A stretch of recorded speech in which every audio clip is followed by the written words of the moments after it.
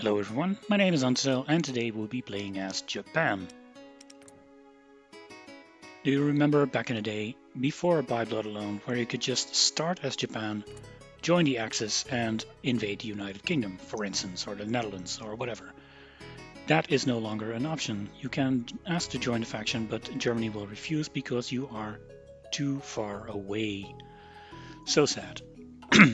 So, your action options for Japan are kind of limited to China, the historical option, which is kind of fun, and my old guide for that actually still works. The Soviet Union, the focus tree, has some options for it, but if you've seen my Mexico video, invading the Soviet Union from Siberia takes 2 to 3 years at minimum, and you probably need the Germans to help out there as well. And then there's the Ocean War against the United States. Well, it appears that my old video for that still works too. So, I've got you covered on almost all fronts, but I kind of want to go back to rushing the Allies again. And in this video, that's what we're going to do. So, we'll find a way to fight the United Kingdom as soon as possible. We'll do some research. Nothing too fancy, it doesn't really matter, so we'll just do the generic research.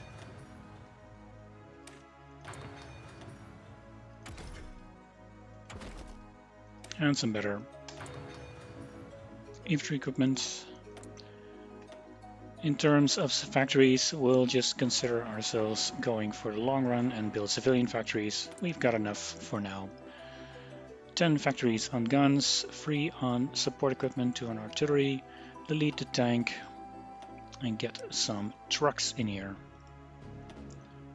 like 3 or so. These 2 planes can be deleted here, carrier planes and interwars, and just finish all the Navy stuff that's done. That's going to take more than enough time than this video has time for anyway.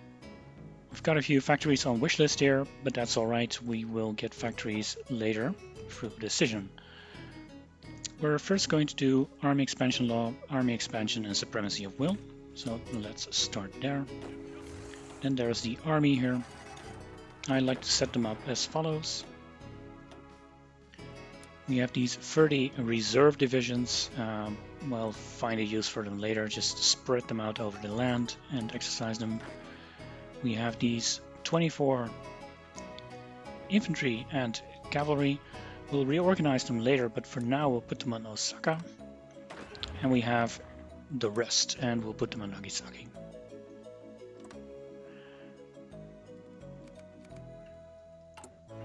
We'll also gather up everything that's not attached to an aircraft carrier, gather them up here and exercise them. And the fleet, we will merge them all up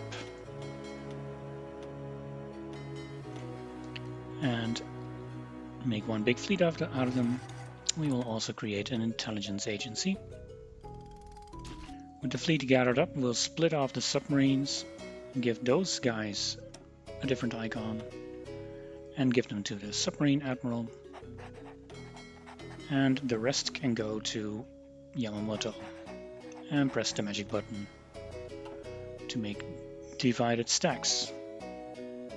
There are some oil imports going on at the start of the game. If you're not exercising your Navy or Air Force too much, you can probably get rid of them and just build more civilian factories. Set your spy to work on the British. That's our target for today. Army Expansion Law is in, and we will do Expansion and Supremacy of Will. Now that we have 30 experience, we will go to the Hoi4 template, take off 2 infantry, add a support artillery and make them elite and press save. And we'll convert our entire main army of 24 to that template. So the cavalry will be there as well. The elite status will mean that they get filled up a little faster. This army will do most of the fighting, at least at first, so we'll give them to our best general. And we'll give the best general to the best field marshal. And Supremacy of Will. We're coming up on 150 political power. It's tight, but we can afford a silent workhorse. Here's the event we're waiting for. Nationalists Spain declared war on Spain. That's our cue to well, get in on the action, and we will justify a war goal on Republican Spain. Do take care that the topmost option, Catalonia, is the state that usually goes to the anarchist. Be on the safe side and just justify them for Madrid. If they lose the state, you might lose your justification.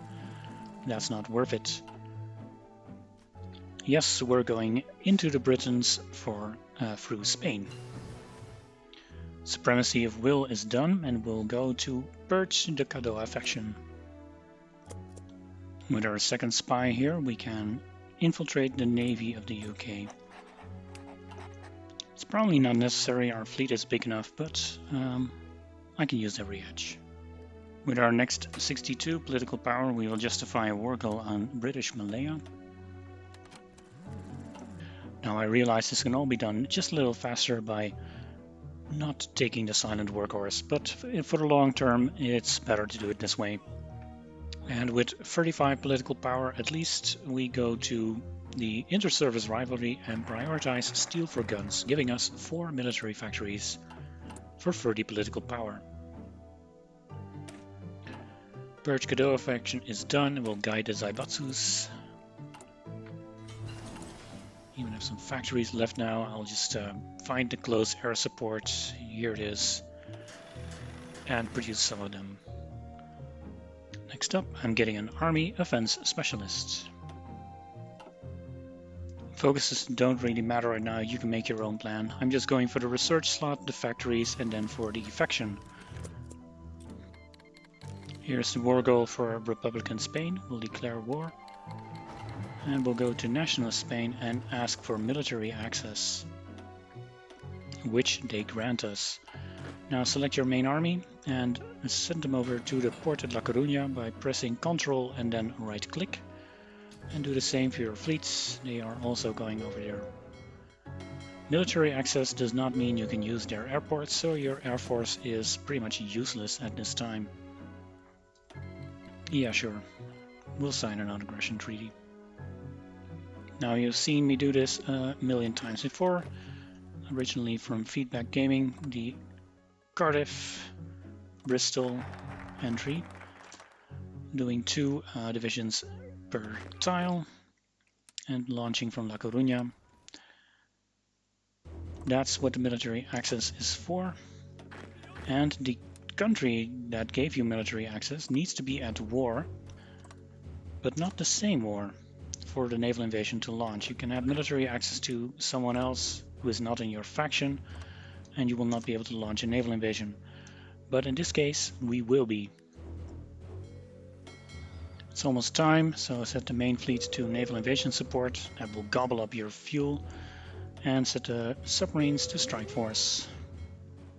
You will have no air cover except for our carrier planes, and set the naval invasion to go. Here's the war goal, and we'll declare war immediately. Everyone gets called in, but my naval invasion is launching.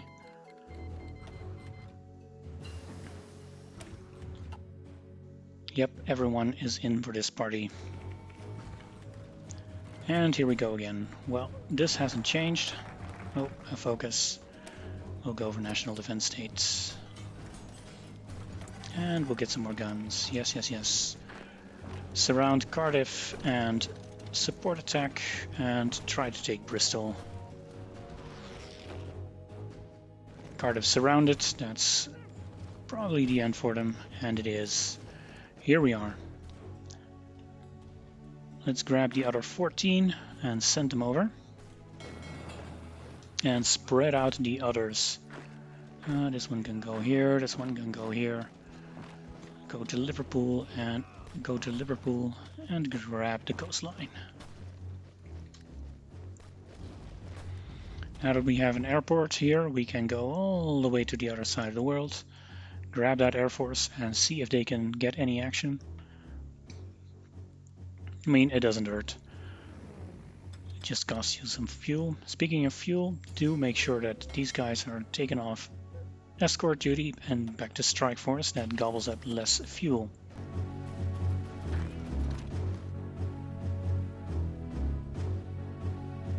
London is already ours. We'll take the rest as well. And here we are. The United Kingdom has capitulated. Now this looks like your standard peace deal, but it really isn't. Ethiopia and Spain are in here. Do whatever you want with the United Kingdom and the rest. I just want to puppet them all. So that's what I'm going to do. I'm going to puppet Malaya and get their resources. It's pretty much all I need. I'm going to leave Ethiopia and Spain completely out of this. This game is messy enough as it is. I've now white pieced with Spain. I still have military access here, but I'm not doing anything with Spain anymore. I'm done with that. Well, there you have it. My beautiful conquest of...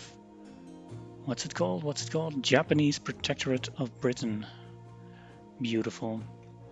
Which means we can now focus on the United States, because the Providence of Canada is also my puppet.